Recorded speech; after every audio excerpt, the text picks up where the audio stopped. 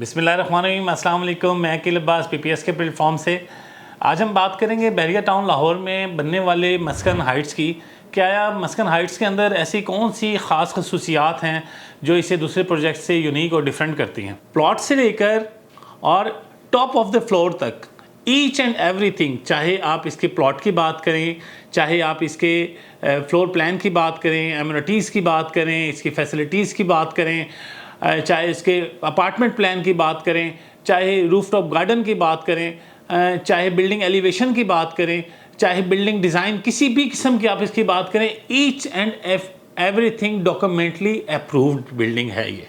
ठीक है, यूजुअली ऐसा नहीं होता। यूजुअली बिल्डर के बैक एंड से ये चीज़ें हाइड रखी जाती हैं कि आया क्या कहीं से अप्रूवल है नहीं है, दैट्स इट, सिर्फ कहा ज़रूर जाता है। लेकिन तो अल्ताफ़ शकूर एसोसिएशन हमें ये अलाउ कर रही है कि हम एंड यूज़र तक हम ये चीज़ें प्रोवाइड कर सकते हैं कि एंड यूज़र तक हर बंदा जो बंदा भी हमारे प्रोजेक्ट में 1 रुपए की भी इन्वेस्टमेंट करना चाहता है, वो इस बात का हक रखता है कि वो हमारी हर चीज़ डॉक्यूमेंटेशन, हर चीज़ चेक करे। ठीक है, वो देखने का हक रखता है, तो उसके लिए ईच एंड एवरीथिंग अवेलेबल है। ऐसा नॉर्मली नहीं होता।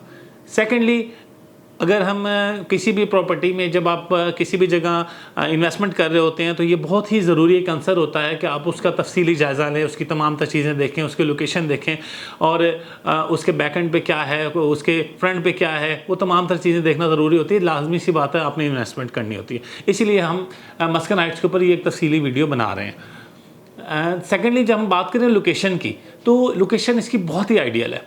ये जो आपका बहरिया टाउन के बिल्कुल सेंटर में और सेक्टर C के ओवरसीज़ ब्लॉक B की 502 इसकी लोकेशन है और ये बिल्कुल पॉपुलेशन एरिया के दरमियान में है। इसके चारों साइड पे आपको पार्क्स मिलते हैं, ग्राउंड्स मिलते हैं, मसाजिद मिलती हैं। उसके अलावा बिल्कुल इसके फ्रंट पे आपको स्कूल मिल जाता है। सेक्टर D के गेट के बिल्कुल अपोजिट साइड पे आपको कोई 10 से 12 मज़ीद स्कूल्स मिल जाते हैं, जो कि एक बहुत ही प्लस पॉइंट है। इसकी लोकेशन की जैसे मैं बता रहा था, तो जैसे ही हम सेक्टर D के गेट से इंटर होते हैं तो बैल चौक से जैसे हम राइट होते हैं 100 फीट्स रोड्स के ऊपर, तो उसी के ऊपर इसकी लोकेशन बनती है और बहुत ही एक आइडियल लोकेशन है। थीम पार्क, कनाल रोड, उसके बाद रिंग रोड, ये तमाम तर चीज़ें, इम्तियाज़ मॉल, ये तमाम तर एमिनिटीज़ और फैसिलिटीज़ के बिल्कुल दरमियान में है। इसके बाद अगर बिल्डिंग की हम एलिवेशन की बात करें तो किसी भी प्रोजेक्ट हमने लैंड ले ली, तकरीबन ये 5 कनाल की लैंड के ऊपर बनने जा रहा है, तो इसकी एलिवेशन की जब हम बात करें तो एलिवेशन की जब हम बात करें तो एलिवेशन इसकी बहुत एक ऐसा नहीं है कि किसी मेरे जैसे बंदे को बुला के तो इसकी एलिवेशन बना दी गई या किसी आम बंदे से बनवा दी गई, बिल्कुल भी नहीं। उस पर कोई कॉम्प्रोमाइज़ नहीं किया गया। जो टॉप ऑफ द लाइन हमारे आर्किटेक्टर हैं, आपने लाजमी का नाम सुना होगा, कमाल सीना, जिन्होंने सेंटोरस इस्लामाबाद डिज़ाइन किया, वो इसकी आर्किटेक्ट्स उन्होंने इसका डिज़ाइन किया। इसमें एलिवेशंस के अंदर ख़ास तौर पे ये ख्याल रखा गया तो कहीं से हमें कहीं से गार्बेज शूट्स की कोई चीज़ें ना, गार्बेज डक्स नज़र ना आए। उसके अलावा हमें कहीं पे एग्जॉस्ट नहीं मिलता, उसके अलावा हमें कहीं पे AC आउटर्स की नहीं मिलते। ये तमाम तर चीज़ों को इस तरह से इतनी खूबसूरती से हाइड किया गया कि ये हमें ख्याल ही नहीं आता कि यार ये क्या चीज़ बनी हुई है। बहुत ही खूबसूरत इसका वो है। उसके बाद अगर हम फ्लोर प्लान की बात करें तो वो भी डिज़ाइन है, और ना सिर्फ डिज़ाइन है, वो भी अप्रूव्ड है। तो वो हर एक फ्लोर प्लान के ऊपर जो हमारी जितनी भी राहदारियाँ हैं उनको बहुत ही कुशादा रखा गया है। फिर राहदारियों में इस चीज़ का ख़ास तौर पे ख्याल रखा गया है कि अक्सर ये होता है बिल्डर्स के एंड पे कि ज़्यादा से ज़्यादा फ्लैट्स बना दिए जाएं और उसके अंदर मुख्तलिफ जो है ना मैक्सिमम बन जाए, और इसमें ना राहदारी का ख्याल रखा जाता है, ना स्टेयर्स का, ना लिफ्ट्स का, इन तमाम चीज़ों को बिल्कुल छोड़ दिया जाता है। ना ही ख़ास तौर पर फ्लैट्स की वेंटिलेशंस का, अच्छा जी फ्लैट में एक खिड़की दे दी, दैट्स इट, काफ़ी हमारे लिए, नहीं, ऐसा इसमें नहीं है। मैंने जैसे कि पहले बताया कि ये नॉर्मल प्रोजेक्ट नहीं है। इसके अंदर ख़ास तौर पे इस चीज़ का ख्याल रखा गया है, हमारी जो राहदारियाँ उसमें विंडोज़ नहीं दी गई। ठीक है, उसको एक प्राइवेसी आपकी जो फ्लैट्स के ऊपर बरकरार रखी गई है, एक लाइफस्टाइल दिया जा रहा है। फिर उसके बाद अगर हम फ्लैट्स के अंदर की हम बात करें, फ्लोर प्लान की बात करें फ्लैट्स की, तो वो इस तरह का बनाया गया है कि उसमें रूम्स को कुशादा रखा गया है। प्रोजेक्ट के किसी भी फ्लैट के अंदर एक ख़ास चीज़ होती है कि आपकी बालकनी, आपका टेरिस, वो टेरिस इतने कुशादा था, तकरीबन 25 बाय 6 फीट का, 25 बाय 4 फीट का, इस साइज़ के इसके अब टेरिस बनाए गए हैं। किस लिए? ताकि एक स्टाइल एक मिले, एक लग्जरी लिविंग मिले। उसके बाद अगर हम बिल्डिंग की एलिवेशन की हमने बात कर ली, बिल्डिंग के एलिवेशन के बाद अगर हम बिल्डिंग स्ट्रक्चर की बात करें कि हमें किस तरीके से क्या दिया जा रहा है, तो इस बिल्डिंग स्ट्रक्चर में फ़र्स्ट ऑफ ऑल हमें 3 डेडिकेटेड बेसमेंट पार्किंग्स मिलती हैं।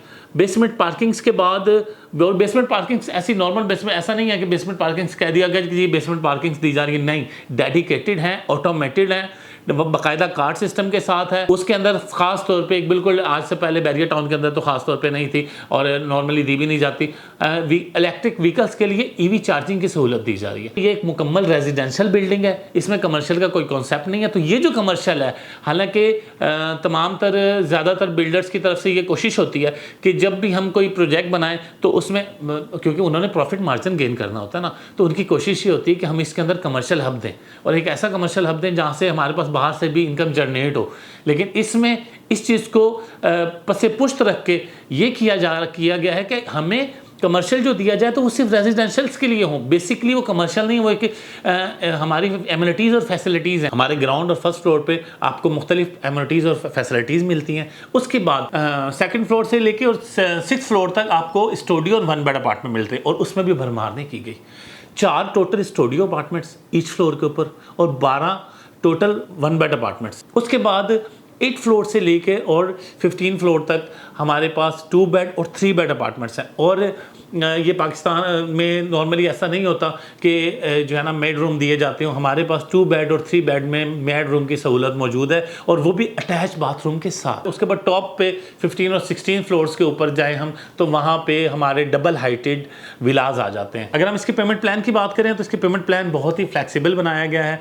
सिर्फ 25% डाउन पेमेंट देकर आप अपना कोई भी अपार्टमेंट बुक करा सकते हैं। जैसा कि स्टूडियो अपार्टमेंट 84 लाख रुपए का है और उसकी बुकिंग आप 21 लाख रुपए से करवा सकते हैं। इसी तरीके से 2 बेड अपार्टमेंट, 1 बेड अपार्टमेंट आपका 1 करोड़ 50 लाख रुपए का है और उसकी बुकिंग आप 37 लाख 50 हज़ार रुपये दे के करवा सकते हैं। और दैन इसी तरीके से 2 बेड और 3 बेड अपार्टमेंट्स की बुकिंग आप 25% देकर अपनी करवा सकते हैं। किसी भी किस्म की क्यूरी के लिए, मज़ीद इन्फॉर्मेशन के लिए आप हमारे दिए गए नंबर्स के ऊपर, स्क्रीन में दिए गए नंबर्स के ऊपर रब्ता करें। अकील अब्बास की इजाज़त दीजिए। अल्लाह हाफ़िज़।